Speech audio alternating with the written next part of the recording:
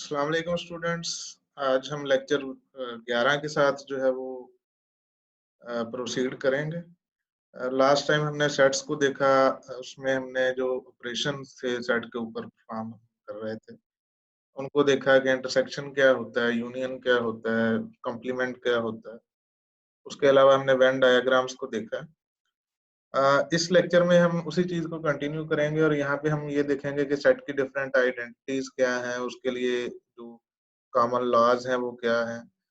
उसके बाद हम ये भी देखेंगे कि अगर हमने दो सेट्स जो हैं उनको आपस में इक्वल प्रूव करना है या इक्विवेलेंट प्रूव करना है तो उसके क्या तरीके हैं। उसके बाद हम ये देखेंगे कि जो हमारे ऑपरेशंस थे यूनियन और इंटरसेक्शन के, ये हमने दो सेट्स के लिए पढ़े थे, ए और बी के लिए, एस और डी के लिए। तो अगर इनको आपने जनरलाइज करना है, दो से ज्यादा सेट हो, 3 हो, 4 हो, 10 हो या इनफाइनाइट हो, तो फिर वो किस तरह से काम करें। और फाइनली हम ये देखेंगे कि सेट को जो कंप्यूटर में एज बिट स्ट्रिंग किस तरह से रिप्रेजेंट करें। तो स्टार्ट करते हैं सेट आइडेंटिटीज के साथ। सेट आइडेंटिटी में सबसे पहले ये है कि ए यूनियन फाई जो है वो ए के बराबर होता है। ए यूनियन फाई, ए में जो भी एलिमेंट होंगे, फाई का आपको पता है कि फाई जो है वो एक एम्प्टी सेट है जिसमें का कोई भी मेंबर नहीं होता, तो इसका यूनियन करेंगे तो वो एसेंशियली ए के बराबर। इसी तरह अगर आप ए का इंटरसेक्शन जो है वो यूनिवर्सल सेट के साथ करेंगे तो वो भी ए के बराबर होगा। ठीक है, क्योंकि ए जो है वो किसी यूनिवर्सल सेट का जो है वो लाजमी बात है कि वो प्रॉपर सबसेट होगा। और ए से बाहर जो ए कंप्लीमेंट के मेंबर हैं वो ए में नहीं होंगे, तो इन दोनों का आप इंटरसेक्शन करेंगे तो वो सिर्फ ए के बराबर। डोमिनेशन में आप ये बताते हैं कि ए यूनियन यूनिवर्सल सेट जो है वो यूनिवर्सल सेट के बराबर होता है, यानी यूनिवर्सल सेट यहाँ पे डोमिनेट कर रहा है। और यहाँ पे फाई सेट जो है वो डोमिनेट कर रहा है कि ए इंटरसेक्शन फाई जो है वो फाई के बराबर। आइडेम्पोटेंट में आप ये कहते हैं कि ए का आप अपने साथ यूनियन कर लें या ए का अपने साथ इंटरसेक्शन कर लें तो वो दोनों चीजें जो है वो ए के बराबर। उसके बाद डबल कंप्लीमेंट। डबल यहाँ पे कंप्लीमेंट को हमने सी से डिनोट किया क्योंकि वो 2 बार्स और 3 बार्स बनाना यहाँ पे मुश्किल था मेरे लिए। तो कंप्लीमेंट को मैंने सी जो उसका जो सुपरस्क्रिप्ट में सी लिख के उसको रिप्रेजेंट किया। तो ए का 2 दफा कंप्लीमेंट करेंगे तो वो दोबारा आपके पास ए के बराबर ही आ जाए। उसके बाद कम्यूटेटिव लाया है कि ए यूनियन बी जो है वो बी यूनियन ए के बराबर होगा और ए इंटरसेक्शन बी जो है वो बी इंटरसेक्शन ए के बराबर है, यानी कि ऑर्डर यहाँ पे मैटर नहीं करता। एसोसिएटिव में है कि ए यूनियन और ब्रैकेट में बी यूनियन सी हो तो वो किसके बराबर होगा, ए यूनियन बी के और यूनियन सी के। यानी कि आप यूनियन पहले किसी भी दो सेट्स का कर लें, बाद में तीसरे का कर लें तो वो उससे कोई मसला नहीं। इसी तरह एसोसिएटिव आपका जो है वो इंटरसेक्शन के लिए है कि A intersection B intersection C करना है, तो वो आप चाहे पहले बी इंटरसेक्शन सी कर लें फिर ए से इंटरसेक्शन करें या पहले ए इंटरसेक्शन बी कर लें और फिर सी के साथ करें, तो दोनों का रिजल्ट जो है वो। उसके बाद डिस्ट्रीब्यूटिव लॉ है कि A intersection B union C किसके बराबर होगा, ये ए इंटरसेक्शन बी के बराबर होगा, यूनियन ए इंटरसेक्शन सी के बराबर होगा। यहाँ जैसे कि आप यहाँ पे दे सकते हैं कि ए इंटरसेक्शन बी है, फिर यूनियन ऑपरेटर है और ए इंटरसेक्शन सी। इसी तरह आपका A intersection A union B intersection C किसके बराबर होगा, A union B intersection A union C. उसके बाद एब्जॉर्प्शन लॉ है कि A union A intersection B करेंगे तो वो ए के बराबर आएगा। इसी तरह A intersection A union sorry A union A intersection B जो है वो भी ए के बराबर है और A intersection A union B जो है ये भी ए के बराबर है।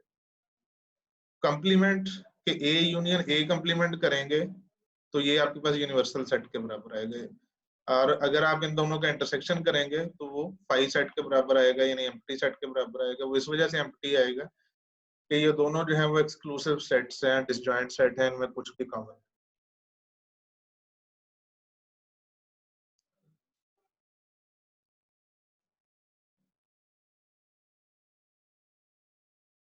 नेक्स्ट है De Morgan law for set. De Morgan law में आप ये कह रहे हैं कि अगर ए यूनियन बी कंप्लीमेंट आपके पास है, A union B whole complement, तो इसको जब आप ओपन करेंगे तो ये A complement intersection B complement के बराबर है। इसी तरह अगर A intersection B whole complement है तो इसको जब आप ओपन करेंगे तो ये A complement union B complement. तो जो अभी तक हमने लास्ट देखे हैं ये बहुत सिमिलर हैं, ये एनालॉगस हैं, ये 1 to 1 कॉरेस्पोंडेंस हैं इन लॉज में।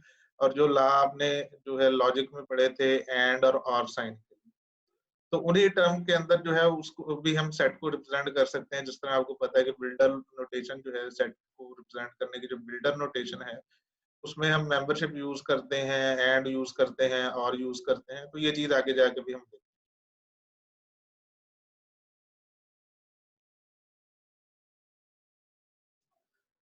उसके बाद ये है कि अगर आपने सेट के बारे में कोई स्टेटमेंट जो है वो प्रूव करनी है, कि फॉर एग्जांपल आपसे कहा जाता है जी कि दो सेट्स E1 जो और E2 जो है वो आपस में बराबर है, तो उसके चार तरीके हैं।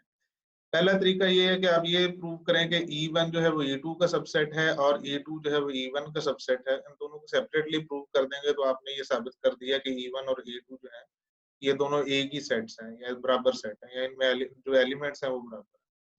उसके बाद है सेट बिल्डर नोटेशन से आप इसको कर सकते हैं, और लॉजिकल इक्विवेलेंस के जो ऑपरेटर हैं उनसे कर सकते हैं। उसके बाद एक मेंबरशिप टेबल बना के उससे आप कर सकते हैं, या वेन डायग्राम से कर सकते हैं। तो हम एक एक एग्जांपल जो है वो इन सब से करके देखते हैं।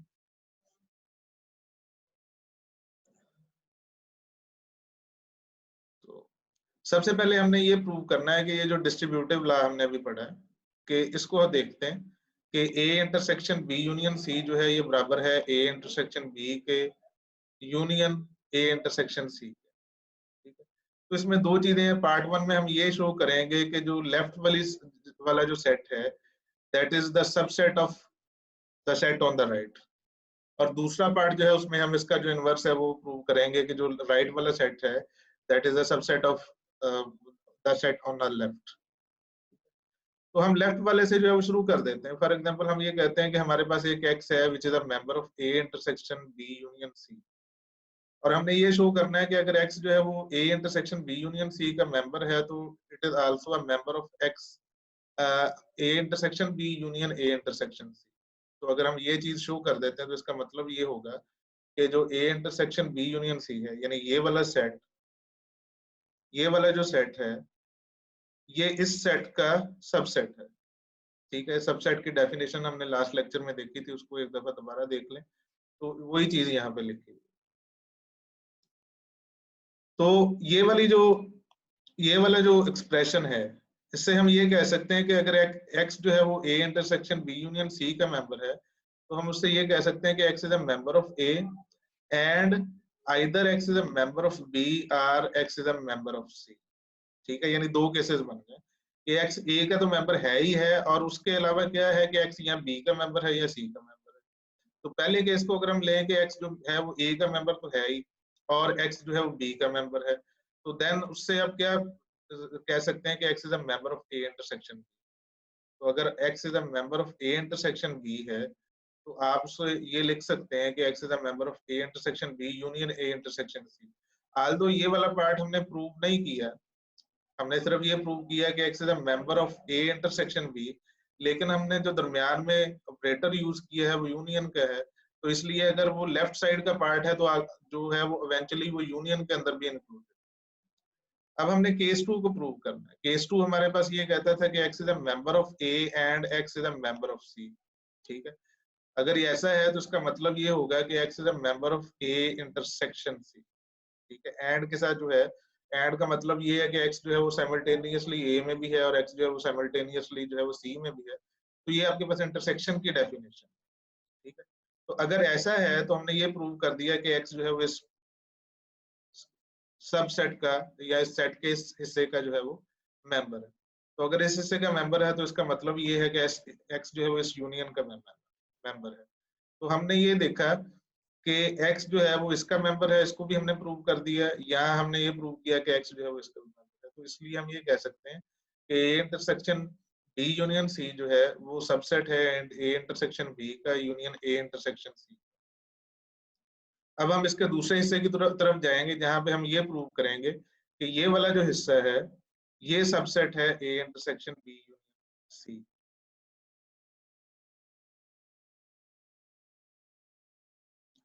तो पार्ट टू यहाँ से हम शुरू करते हैं। हम ये शो करते हैं कि A intersection B union A intersection C is a subset of this set. तो हम ये अज्यूम करते हैं कि X is an element of A intersection B union A intersection C। तो इसका मतलब क्या हुआ कि X या तो A इंटरसेक्शन B का हिस्सा है या वो A इंटरसेक्शन B का हिस्सा है। बाय डेफिनेशन ऑफ यूनियन हम ये कह सकते हैं। उसके बाद जो हमारे पास जो इंटरसेक्शन की डेफिनेशन है उसके मुताबिक जो यहाँ पे है और जो यहाँ पे हमारे पास इंटरसेक्शन है, उससे हम ये कह सकते हैं कि X is a member of A and X is a member of B। और ये वाला हिस्सा हमने पिछली जो लाइन है उसमें एक्सपेंड किया था। और इसको हम ये कह सकते हैं कि X is a member of A and X is a member of C। ये हमने कैसे कहा या क्यों कहा, ये हमने इंटरसेक्शन की डेफिनेशन से कहा। और यहाँ से हम ये देख सकते हैं कि X is a member of A and X is a member of B और X is a member of C। यानी ये वाली जो पूरी लाइन है इसको हम ये इंटायरिटी में पढ़े हैं तो इसमें ये देख रहे हैं कि X जो है वो A का मेंबर यहाँ पे भी है और X का जो है वो A का मेंबर यहाँ पे भी है। तो इसका मतलब ये है कि X को A में तो लाजमी होना है एंड या वो B में भी हो सकता है या वो C में हो सकता है। ठीक है, तो इस फैक्ट को यूज करते हुए हमने ये स्टेटमेंट, और इस स्टेटमेंट से अगर हम ये देखें कि by the definition of union हम इसको लिख सकते हैं, ये वाला जो पार्ट है इसको हम लिख सकते हैं कि X is a member of B union C। तो वही हमने लिख दिया कि X is a member of B union C, और जो उससे पहले वाला पार्ट है उसको हम उसी तरह से लिख के साथ ले।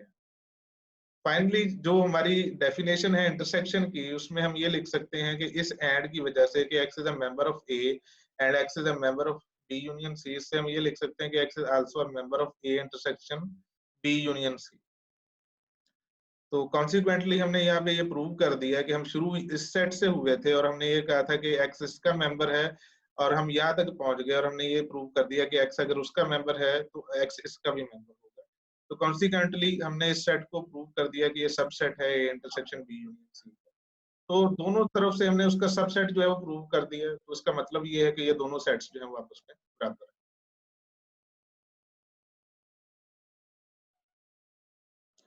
उसके बाद है सेट बिल्डर नोटेशन। ठीक है, सेट बिल्डर नोटेशन में हम लॉजिकल कनेक्टिव्स को यूज करते हैं और उसके बाद जो है वो हम रीजनिंग को और जो लॉजिक के लॉज हैं उनको यूज करते हुए हम देखते हैं कि हम जो अपना डिजायर्ड कंक्लूजन है वहां तक पहुंच सकते हैं। तो इसकी एक एग्जांपल जो है वो देखते हैं कि फॉर एग्जांपल हमसे ये कहा गया है कि ए इंटरसेक्शन बी कॉम्प्लीमेंट, यानी होल का जो कॉम्प्लीमेंट है उसको हमने प्रूव करना है कि ये A complement union B complement. तो यहाँ पे हम ये देख सकते हैं कि अगर A इंटरसेक्शन B कॉम्प्लीमेंट है तो उसको हम ये कह सकते हैं कि X such that X is not a member of A intersection B। X is not a member of A intersection B। अब नॉट अ मेंबर को हम निगेशन के साथ भी रिप्रेजेंट कर सकते हैं। वही हमने किया कि हमने कहा जी कि X such that X is a member of A intersection B और उसकी निगेशन। ठीक है, नॉट मेंबर को हमने मेंबर बना दिया और उसकी जगह पे निगेशन को बाहर ले। ठीक है, नेगेशन को जब हम बाहर ले आए उसके बाद हमने कहा जी कि ये ब्रैकेट के अंदर x is a member of a and x is a member of, ये कैसे आया, ये इंटरसेक्शन की डेफिनेशन से। उसके बाद अगर हम इस ब्रैकेट को ओपन करते हैं, ये वाली जो ब्रैकेट है इसको ओपन करते हैं तो आपका निगेशन को अंदर आना चाहिए। लेकिन जब निगेशन आपके पास अंदर आता है तो वो क्या करता है कि वो एंड को आर के अंदर चेंज कर देता है, एंड को और के अंदर चेंज कर देता है। तो आपके पास ये होगा कि नॉट एक्स इन A और नॉट x इन B। ठीक है, नॉट x इन A और नॉट x इन B। तो इसको जो नॉट है इसको फिर हम नॉट मेंबर ऑपरेटर से चेंज कर देते हैं कि x is not a member of A और x is not a member of B। ठीक है, तो अगर x A का मेंबर नहीं है तो x belongs to A complement. इसी तरह अगर x जो है B का मेंबर नहीं है तो x belongs to B complement. और ये चीज जो है और ये आपको बताती है कि इन दोनों को आप यूनियन की शक्ल में लिख सकते हैं। तो so eventually x is a member of A complement union B complement. ठीक है, तो ये वाला जो पूरी लाइन है this is a set builder notation for A complement union B. तो यही चीज जो है इसको आपने यहाँ पे कंक्लूड कर।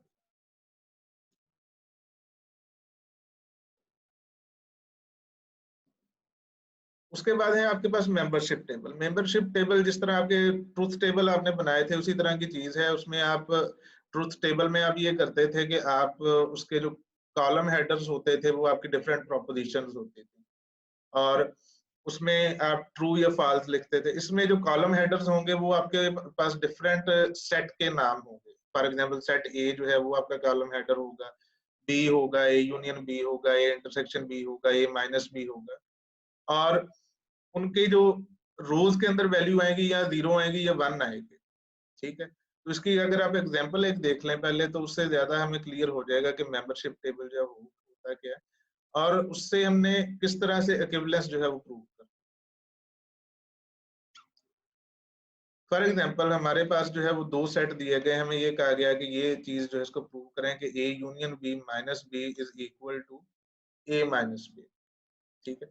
तो ये मेंबरशिप टेबल है जिस तरह मैंने कहा था कि आपके कॉलम के हेडर में आपके सेट के नाम आएंगे और ये भी सेट का नाम है यानी उसका यूनियन और ये भी एक सेट होगा और ये भी एक सेट होगा और आपकी रोज के अंदर या 1 आएंगे या 0 आएंगे, ये सारे कॉम्बिनेशन आने हैं जिस तरह ट्रुथ टेबल में true true true false false true, यानी ट्रुथ टेबल में यहाँ पे ट्रू ट्रू होता था, यहाँ पे ट्रू फॉल्स होता था, यहाँ पे फॉल्स ट्रू होता था और यहाँ पे फॉल्स फॉल्स। तो यहाँ पे आपने 1 और 0 का कॉम्बिनेशन जो है वो पूरे करना है और ए यूनियन बी का जो ये वाला बिट है या ये वाला जो सेल है इसमें क्या वैल्यू आएगी। ए यूनियन बी का आपको पता है कि वो कब होता है कि अगर एक मेंबर ए में हो या बी में हो तो 1 हो जाएगा। ठीक है? तो इसका मतलब ये है कि इसकी ये वाली वैल्यू भी 1 होगी, ये वाली वैल्यू भी 1 होगी, ये वाली वैल्यू भी 1 होगी और 0 कब होगी जब कोई मेंबर जो है वो ना ए में है और ना ही बी में, तो ये 0 हो जाएगा। ठीक है? अब A union B minus B क्या कब जो है ये इसको कैसे करेंगे, जहां पे ए यूनियन बी 1 है और बी जो है वो भी 1 है, वहां पे 0 आएगा। जिस तरह यहाँ पे ए यूनियन बी जो है वो 1 है और बी भी 1 है तो 1 माइनस 1 जो है वो 0 है। ठीक है? यहाँ पे दूसरी रो में ए यूनियन बी जो है ये 1 है लेकिन बी 0 है तो आपके पास 1 माइनस 0 1 के बराबर है। ठीक है? यहाँ पे भी आपके पास ए यूनियन बी जो है वो 1 है और बी भी 1 है तो 1 माइनस 1 जो है वो 0 के बराबर आ जाएगा। तो यहाँ पे ए यूनियन बी जो है वो 0 है और बी जो है ये भी 0 है, ये 0 माइनस 0 जो है 0 के बराबर आ जाएगा। लेकिन एक चीज यहाँ पे माइनस में याद रखिएगा कि 1 माइनस 0 1 होगा, 1 माइनस 1 0 होगा, 0 माइनस 0 जो है वो 0 होगा और 0 माइनस 1 जो है उसको भी आप 0 ही कहें। ठीक है? According to the definition of minus या सेट माइनस ऑपरेटर कि अगर एक एलिमेंट जो है वो आपके पास ए में नहीं है लेकिन बी में मौजूद है तो वो 0 माइनस 1 का केस बनेगा, लेकिन वो एलिमेंट जो है जो ए में ही मौजूद नहीं है वो ए माइनस बी में कभी नहीं आ सकता। फॉर एग्जाम्पल इसको देखते हैं कि A union B minus B को तो हमने देख लिया, ए माइनस बी को देख, ए माइनस बी 1 माइनस 1 0 आ जाएगा, 1 माइनस 0 जो है वो 1 आ जाएगा, 0 माइनस 1 जो है ये 0 के बराबर। ठीक है? इस रो का मतलब क्या है कि देयर वाज एन एलिमेंट जो कि बी में मौजूद था और ए में मौजूद नहीं था, तो जो ए में मौजूद हो वो तो कभी भी ए माइनस बी में नहीं जाएंगे और इसी तरह फाइनली आपका 0 माइनस 0 जो है वो भी 0 के बराबर। तो अब ये दोनों सेट जो है बराबर किस तरह से हुए, किस तरह से हम ये कहते हैं कि ये दोनों सेट जो है दे आर इक्वल या इक्विवेलेंट। तो हम आप ये देखेंगे कि अगर इन सब की वैल्यूज अक्रॉस ऑल रोज जो है वो बराबर है तो ये आपके पास जो है वो जो है दोनों सेट्स जो है वो आपस में इक्वल हो। ये उसी तरह से है जिस तरह हमने ट्रुथ टेबल के जरिए जो है वो डिफरेंट चीजें प्रूव की थी, यानी इक्विवेलेंस प्रूव की थी कि दो अगर आपके पास प्रोपोजिशन होंगी तो उनका अगर ट्रुथ टेबल बराबर होगा तो दोनों प्रोपोजिशन लॉजिकली इक्विवेलेंट होगी। तो इसी तरह अगर आपके पास दो सेट हैं और उनका मेंबरशिप टेबल जो है वो आपस में बराबर आ रहा है तो वो दोनों सेट जो है वो भी आपस में बराबर। इसके बाद एक एग्जांपल है जो कि आपको सेल्फ एक्सरसाइज के तौर पे करनी है, इसमें सिर्फ कुछ चीजें मैं आपको बता देता हूँ। ये आपको ऑलरेडी भी पता होंगी मेरे ख्याल में कि यहाँ पे ये सेट है ए यूनियन बी माइनस सी और ए माइनस सी यूनियन बी माइनस सी, इसको हमने इक्वल प्रूव करना है। तो यहाँ पे आपका जो मेंबरशिप टेबल है इसमें 8 रोज हैं, हेडर के अलावा 8 रोज हैं। ये 8 रोज क्यों है? इसलिए कि यहाँ पे हमारे पास जो बेस सेट्स हैं वो 3 हैं, तो 2 रेज़ टू पावर 3 जो है वो आपके पास 8 बनेगा। वही कॉम्बिनेशन है 1 1 1 1 1 0 1 0 1 1 0 0 और 0 1 1, तो ये सारे कॉम्बिनेशन जो है ये आपने पूरे करने हैं। उसके बाद आपको पता है कि ए यूनियन बी तभी 1 होगा जब ए 1 हो या बी 1 हो। तो ये सारी रो का सारा कॉलम जो है 1 है एक्सेप्ट लास्ट 2 रोज। तो यहाँ पे क्या हुआ है कि यहाँ पे अगर हम देखें दोनों रोज में ए भी 0 है और बी भी 0 है, इसलिए ये आपका यूनियन वाला जो है ये 0 हो जाएगा। तो बाकी सारी जो कॉलम्स है उसको भी आपने इसी तरीके से समझना है और फिर ये देखना है कि इससे आपकी जो इक्विवेलेंस है वो प्रूव हुई है या नहीं।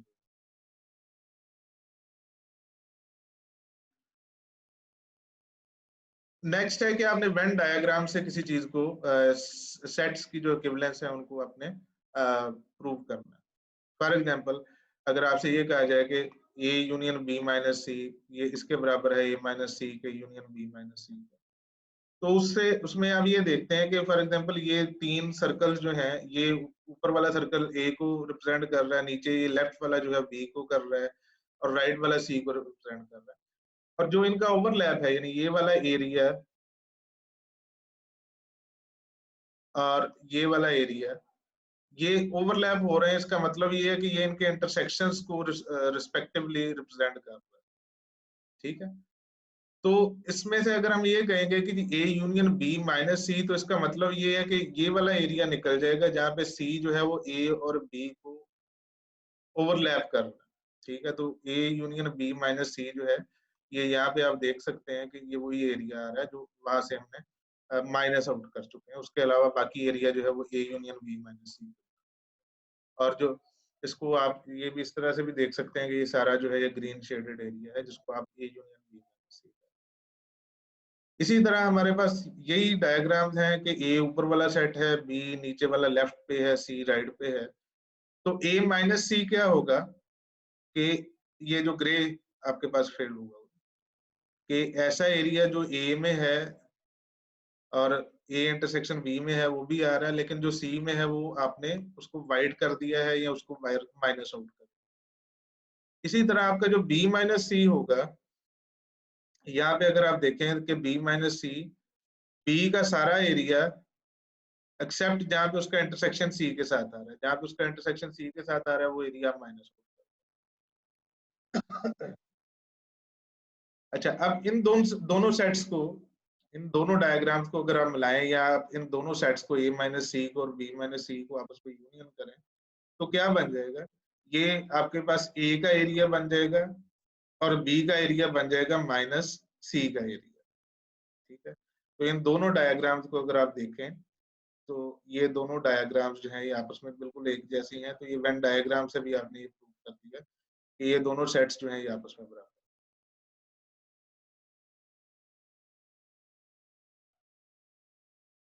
उसके बाद है जनरलाइज्ड यूनियंस और इंटरसेक्शन। अभी तक हमने ये देखा है कि आपके पास जो इंटरसेक्शन की जो हमने एग्जांपल्स देखी हैं या उसकी डेफिनेशन देखी है वो ए यूनियन बी देखा है, बी यूनियन ए देखा है या एट मोस्ट 3 सेट्स को देख लिया होगा। तो ये यूनियन की जो डेफिनेशन है या इंटरसेक्शन की जो डेफिनेशन है ये एक्सटेंडेबल है टू इन्फिनिटी, यानी आप इनफाइनाइट नंबर ऑफ सेट्स जो है उनका यूनियन कर सकते हैं, इनफाइनाइट नंबर ऑफ सेट्स जो है उनका इंटरसेक्शन कर सकते हैं।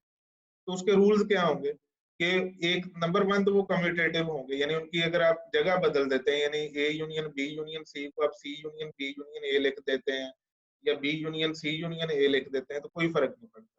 इसी तरह एसोसिएटिव का मतलब ये है कि अगर आपके पास A B union B union C है तो आप पहले चाहे बी यूनियन सी का यूनियन निकालें या ए यूनियन बी का पहले निकालें फिर सी का निकालें तो वो एक ही चीज बनेगी, उससे कोई फर्क नहीं पड़ेगा। तो ये डेफिनेशन जो है वो एक्सटेंड कर सकते हैं टू इनफाइनाइट सेट्स या many sets from A1 to AN या even to the sets of sets. ठीक है, सेट ऑफ सेट जो है उसके ऊपर भी आप एक डेफिनेशन दे सकते हैं। फॉर एग्जांपल यहाँ पे लिखा हुआ है कि A is such that power set of A, X is A such that power set of A। तो पावर सेट में क्या होंगे, उसमें तो कुछ भी सेट होंगे। ठीक है, तो अगर आपने कहा है जी कि X is a set of sets और आपको उन सेट ऑफ सेट्स का यूनियन करना है तो वो भी आप यूनियन उसके ऊपर भी वही रूल्स जो है वो अप्लाई होंगे जो मल्टीपल सेट्स की यूनियन के ऊपर होते हैं या मल्टीपल सेट की इंटरसेक्शन के ऊपर होते हैं, वही इसकी इंटरसेक्शन के ऊपर। तो इसके कुछ एग्जांपल्स देखते हैं।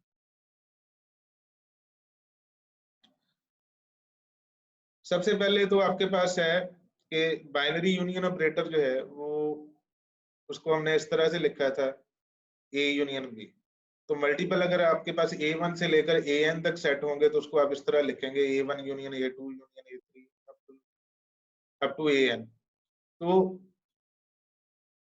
ये वाली जो चीज है ये इसको रिप्रेजेंट कर रही है कि आपका ग्रुपिंग और ऑर्डरिंग जो है मैटर नहीं कर रही। अगर आपका A1 शुरू में नहीं भी है, इससे पहले आपने AN इस साइड पे लगा दिया या A5 इस साइड पे लगा दिया, यानी जहाँ पे डार्ट्स हैं A5 A4 इस साइड पे आ रहा है, तो तब भी कोई हर्ज नहीं है। इससे कोई आपका जो कैलकुलेशन है वो गलत नहीं होगी, क्योंकि ये कम्यूटेटिव भी है और ये जो है एसोसिएटिव भी है, आपकी यूनियन भी और इंटरसेक्शन। और इनको रिप्रेजेंट करने के लिए क्या नोटेशन यूज होती है? एक बिग यू नोटेशन आप इसको कहते हैं, या बिग कप नोटेशन आप इसको कहते हैं। तो अगर आपके पास फाइनाइट सेट्स हैं ए आई, ठीक है, यानी ए आई है और आई जो है वो रेंज कर रहा है 1 से लेकर sum value of n, n की वैल्यू 50 भी हो सकती है, 60 भी हो सकती है, तो उसको आप इसकी यूनियन को आप इस तरह से रिप्रेजेंट कर। और अगर आपके पास इनफाइनाइट सेट्स हैं ए आई, तो उसकी यूनियन को आप इस तरह से रिप्रेजेंट करते हैं कि आई जो है that ranges from 1 to infinity and A i. इन सब का जो यूनियन है उसको आप इस तरह से रिप्रेजेंट। उसके बाद है कि एक एग्जांपल हम देखते हैं जो मल्टीपल सेट की यूनियन के, जो पहली एग्जांपल यहाँ पे आपको नजर आ रही है, लाइक ये वाली जो एग्जांपल है, यहाँ पे आप फाइनाइट सेट्स का यूनियन कर रहे हैं, लेकिन देयर आर मेनी सेट्स, सिर्फ 2 या 3 नहीं है, एन सेट्स हैं। एन की कोई भी वैल्यू हो सकती है, 10 वैल्यू आप अज्यूम कर लें फॉर एन, या 15 कर लें, या 20 कर लें, या इवन 100 कर लें। तो यहाँ पे ए आई की डेफिनेशन जो है वो इन टर्म्स ऑफ आई दी गई, ठीक है। ए आई का पहला मेंबर क्या होगा? आई, दूसरा क्या होगा? i+1, तीसरा होगा i+2 एंड सो ऑन। तो इसका मतलब क्या है कि अगर हम A1 लिखेंगे तो A1 के अंदर जो है वो कौन से एलिमेंट होंगे? A1 में आपके पास जो है 1 होगा, 2 होगा, 3 होगा, इसी तरह अगर एंड सो ऑन। और अगर आपके पास A2 है तो वो 2 से इटसेल्फ शुरू करेगा, 2 3 4 एंड अप टू इन्फिनिटी।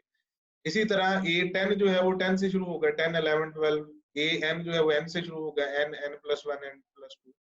तो यही चीज जो है वो हमने यहाँ पे लिखी हुई है कि A1 स्टार्ट्स फ्रॉम 1 2 3 एंड ये इन्फिनिटी तक जा रहा है।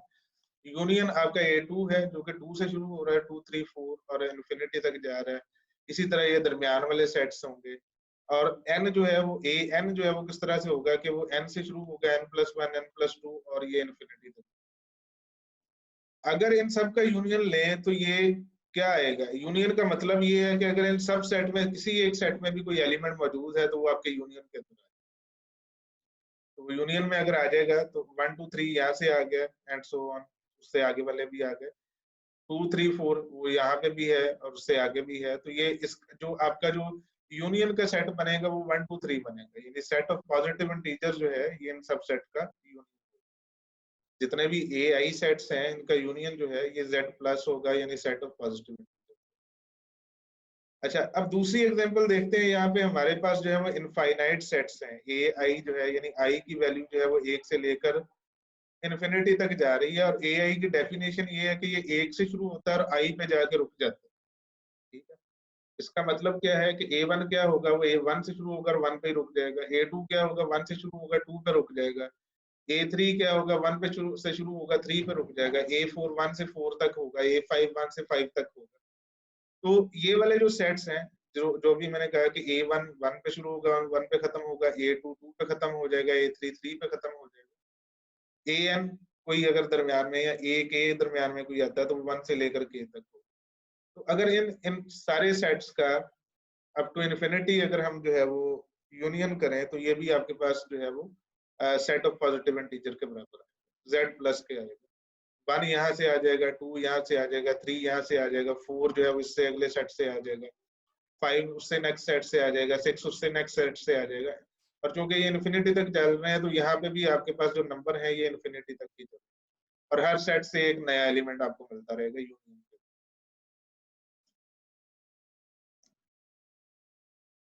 इसी तरह हम जो है वो देख सकते हैं, जिस तरह हमने यूनियन को देखा है, इसी तरह आपके पास इंटरसेक्शन जो है वो भी एक्सटेंडेबल है मल्टीपल सेट्स के ऊपर।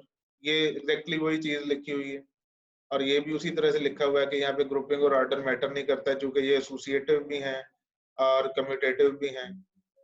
तो इसी तरह से यहाँ पे बिग आर्क नोटेशन है, या जिस तरह वहां पे बिग कप था, इसको बिग कैप नोटेशन भी कहते हैं। तो अगर आपके पास n सेट्स हैं ए आई, यानी आई जहाँ पे आपके पास 1 से लेकर n तक रेंज कर रहा है, तो उसको आप इस तरह से लिखते हैं। और अगर आपके पास इनफाइनाइट सेट्स हैं ए आई सच दैट के आई जो है 1 से लेकर इनफाइनाइट वैल्यू तक वेरी कर रहा है, तो उसको आप इस सर्कल से इस तरह से डिनोट कर। तो ये हमने देख लिया कि लाइक यूनियन ये भी एसोसिएटिव है, इसमें भी ग्रुपिंग मैटर नहीं करती, कम्यूटेटिव है। तो अब इसकी अब हम एग्जांपल की तरफ चलते हैं। तो एग्जांपल उसी तरह आपके पास एआई की डेफिनेशंस दी गई हैं। पहला एआई उसी तरह से है जिस तरह हमने यूनियन के एग्जांपल में देखा, तो उसको आप रिलेट कर सकते हैं। तो इनका इंटरसेक्शन जो है उस तरह से लिखा जाएगा A1 intersection A2 intersection AN, और इसको अगर आपने कंसाइज फॉर्म में लिखना है तो ये कुछ इस तरह से होगा। तो सेट्स उसी तरह से बने हैं जिस तरह हमारे यूनियन के एग्जांपल में बने थे, लेकिन अगर आप इनका इंटरसेक्शन देखें तो इंटरसेक्शन क्या होगा? 1 2 3 1 आएगा इंटरसेक्शन में? नहीं आएगा, क्योंकि 1 यहाँ पे नहीं है। 2 आएगा? 2 नहीं आएगा, क्योंकि 2 जो है वो आपके पास A3 में नहीं होगा। 3 आएगा? 3 नहीं आएगा, क्योंकि 3 जो है वो A4 में नहीं होगा। और आपका जो इंटरसेक्शन है वो n से शुरू होगा। n से क्यों शुरू होगा कि n जो है, n की कोई भी वैल्यू यदि हम कर लें, वो A1 का भी मेंबर होगी, A2 का भी होगी, A3 का भी होगी, A4 का भी होगी, और हर AI का होगा जब तक कि I लेस देन n है। तो कॉन्सिक्वेंटली आपके पास जो इंटरसेक्शन बनेगा वो n से शुरू होके इन्फिनिटी तक जाएगा। इसी तरह दूसरी एग्जांपल जहां पे आपके पास इनफाइनाइट नंबर ऑफ सेट्स हैं और उनका आपने इंटरसेक्शन करना है, और ये भी डेफिनेशन वही पुराने वाली है जो हमने यूनियन के एग्जांपल में दूसरी एग्जांपल देखी थी। तो इसका पहला एलिमेंट, पहला सेट जो है A1 1 के बराबर होगा, A2 जो है 1 2 के बराबर होगा, A3 जो है 1 2 3 के बराबर होगा, और ये कंटिन्यू करते जाएंगे। तो इनका इंटरसेक्शन आपको नजर आ रहा है कि 1 जो है वो एक ऐसा एलिमेंट है जो सब में कॉमन आ रहा है, और हर इससे आगे भी जो कोई अगर सेट आएगा तो उसमें भी 1 जो है वो लाजमी होगा। बाकी एलिमेंट जो है वो कहाँ पे रुकते हैं ये देखने की चीज है, लेकिन शुरू तो सारे 1 से हो रहे हैं। तो इन सब का इंटरसेक्शन जो है वो 1 के बराबर होगा, और कोई एलिमेंट इनके इंटरसेक्शन में नहीं जगह पाएगा।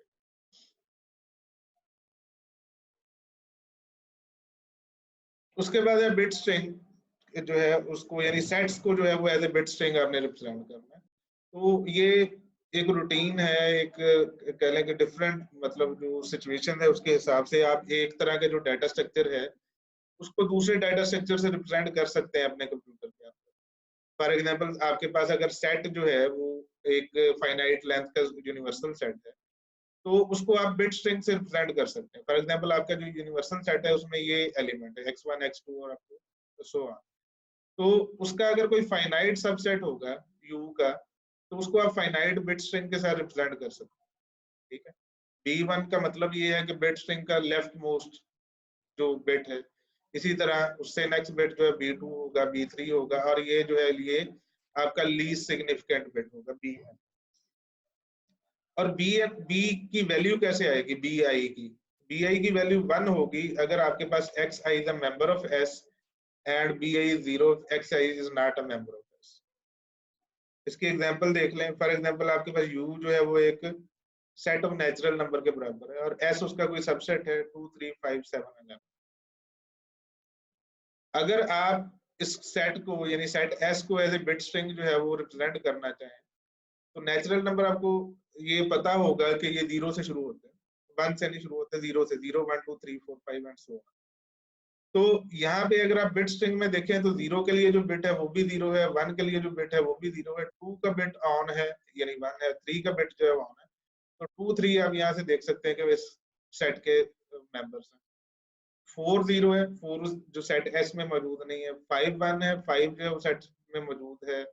6 0 है, 6 जो है सेट एस में मौजूद नहीं है। 7 1 है, और 7 जो है वो आपको यहाँ से नजर आ रहा है। उसके बाद जो है वो 11 है इस सेट में।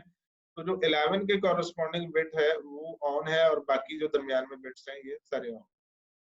तो इस तरह ये एक आपके पास इक्विवेलेंट रिप्रेजेंटेशन है सेट्स की कंप्यूटर के अंदर। तो जब आप सेट्स को एज ए बिट स्ट्रिंग जो है वो रिप्रेजेंट करते हैं कंप्यूटर में, तो उनके जो एंड ऑपरेशन के साथ आप उसका इंटरसेक्शन कर सकते हैं। यानी अगर आपके पास दो बिट स्ट्रिंग है, दोनों को ऐड कर देंगे तो वो दो सेट के यूनियन के सॉरी इंटरसेक्शन के बराबर कर हो जाएगा। अगर आप उनको लॉजिकल आर कर देंगे तो वो आर के बराबर हो जाएगा। अगर आप उसकी निगेशन कर देंगे तो वो नॉट के बराबर। इसके एक एग्जांपल देखते हैं। फॉर एग्जांपल आपके पास एक यूनिवर्सल सेट है यू, जो कि 1 से लेकर 10 तक जो इंटीजर है उनको रिप्रेजेंट कर रहा है। तो अगर आपके पास S1 है विच इज 1 to 5, यानी पहले 5 जो पॉजिटिव इंटीजर हैं, तो आपका जो बिट स्ट्रिंग है उसकी पहली 5 बिट्स जो है वो ऑन होगी और आखिरी 5 बिट्स जो है वो ऑफ। और आपकी बिट स्ट्रिंग की लेंथ जो है वो सेम रहेगी यहाँ पे, जो कि लेंथ ऑफ यूनिवर्सल सेट के बराबर। क्योंकि आपका यूनिवर्सल सेट जो है वो फाइनाइट है, तो इसको हम मैनेज कर सकते हैं कि आपकी जो जो बिट स्ट्रिंग की लेंथ है वो किसके बराबर होगी, the cardinality of universal set. और उसमें जो कॉरेस्पॉन्डिंग बिट्स हैं वो ऑन होगी। फॉर एग्जांपल S1 में 1 2 3 4 5 था, तो ये वाली जो B1 बिट स्ट्रिंग है इसमें पहले 5 बिट ऑन है और आखिरी 5 बिट जो है वो। उसके बाद सेट S2 है, ये इसमें 1 है, 3 है, 5 है, 7 है, 9 है, यानी ऑड इंटीजर्स हैं 1 से लेकर 10 तक। तो ये आप यहाँ पे देख सकते हैं कि जितने भी ऑड इंटीजर हैं उनके लिए जो बिट है वो ऑन है और जो इवन इंटीजर है उनके लिए बिट जो है ऑफ।